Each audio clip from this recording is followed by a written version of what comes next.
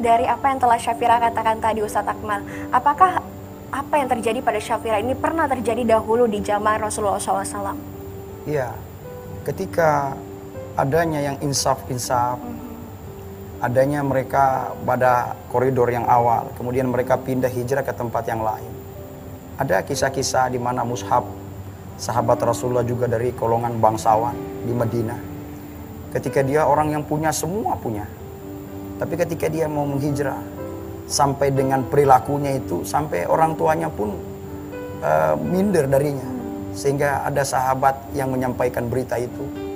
Sehingga pada saat itu ia mulai belajar. Dan dia tertarik untuk mendekati Rasulullah. Dan akhirnya dia mendaki duta pertama Rasulullah di kota Madinah. Dialah duta Rasulullah ketika mensyiarkan kebesaran kemuliaan Islam. Karena dia tahu Islam ini adalah agama yang tidak pernah menjustis orang lain. Agama Islam adalah agama yang tidak pernah memvonis orang lain. Bahkan Rasulullah SAW sendiri pernah ditawari bantuan oleh malaikat Jibril. Karena malaikat Jibril ini, saya kalau berkisah gitu saya nangis sedikit. Ketika Rasulullah SAW itu ditawari bantuan oleh malaikat Jibril. Karena malaikat Jibril ini saking dongkolnya dengan kesabaran Rasulullah SAW. Nah Rasulullah ini membawa itu, bukan dia membawa dirinya, tapi konteks dia itu adalah Rasulullah sebagai sosok pribadi yang membawa kemurnian Islam. Nah itulah Islam sebenarnya.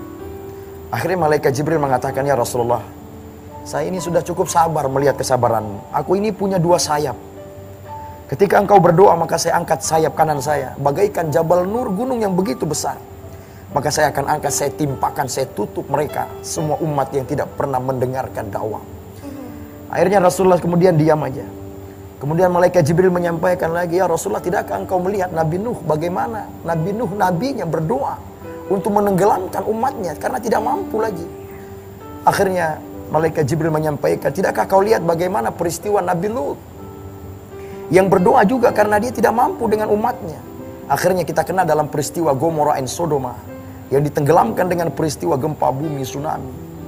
Ketika itu Rasulullah mendengar perkataan malaikat Jibril. Rasulullah kemudian menjawab, ya Jibril, saya tidak begitu Jibril. Insya Allah. Saya tidak seperti itu, kata Rasul. Tapi innama buistu liutammima makarimal akhlak. Saya diutus Allah ke permukaan dunia adalah untuk menyempurnakan akhlak manusia. Nah itulah berkaitan tadi apa yang disampaikan. Kita tidak perlu mengharap pengakuan dari orang lain. Karena ada pepatah mengatakan, ketika Anda ingin berharap semua manusia sedunia ini sayang terhadap, berarti Anda telah menjadi gila. Karena tidak semua orang. Karena kita harus mengakui kebesaran Allah, dan Allah lah yang akan menentukan kita kemana. Allah. Bahkan ketika kita mendapatkan suatu kemampuan yang kita bisa, ketika dalam bahkan itu pun Allah tidak memaksakan kita. La yukallifullahu nafsan illa wus'aha. Allah tidak pernah memaksakan kehendak kita. Bahkan Rasulullah ditanya, wahai Rasulullah, yang manakah yang paling baik sebenarnya di antara kami manusia? Apakah orang yang amal ibadahnya banyak, puasanya banyak, sholatnya banyak? Kata Rasulullah, bukan itu. Tapi yang bagaimana ya Rasulullah? Khairun nas anfa'uhum linnas. Sebaik-baik manusia adalah manusia yang bermanfaat bagi orang yang lain. Bahkan karena Rasulullah kecintaannya kepada umatnya, ia diludahi, ia dicaci maki, ia dilempari dengan kotoran unta.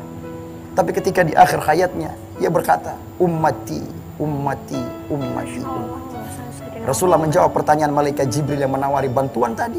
Apa jawab Rasulullah? Ya Jibril, aku simpan doa. Aku simpan doaku di yaumil mahsyar nanti.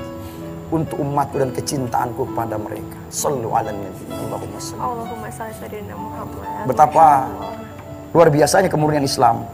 Ketika ada yang mengatakan bahwa ada teroris yang sempat menjatuhkan Islam. Perlu kita tahu bahwa teroris itu bukan Islam. Tapi dia lahir daripada pemahaman-pemahaman yang keras. Lahir dari guru-guru yang tidak teruji. Lahir dari pemahaman yang sempit. Bahkan tidak jarang mereka menjustis orang lain kafir. Mereka menjustis orang lain ini, padahal mereka yang sebenarnya yang keluar daripada ajaran Islam yang sebenarnya. Itulah makna-makna daripada kemurnian Islam itu sendiri.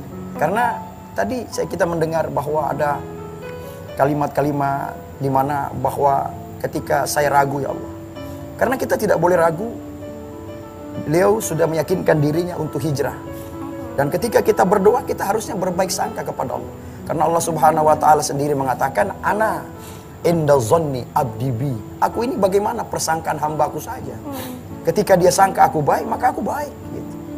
Inna ma'al usri yusra. Sesungguhnya di antara kesulitan itu akan ada kemudahan-kemudahan yang Allah berikan. Dan yakinlah, tidak usah khawatir, tidak usah khawatir. Allah sudah mengetahui porsinya. Kita mau mengejar kaya, tidaklah mungkin. Kita mau cari banyak, pasti akan dapatkan sedikit.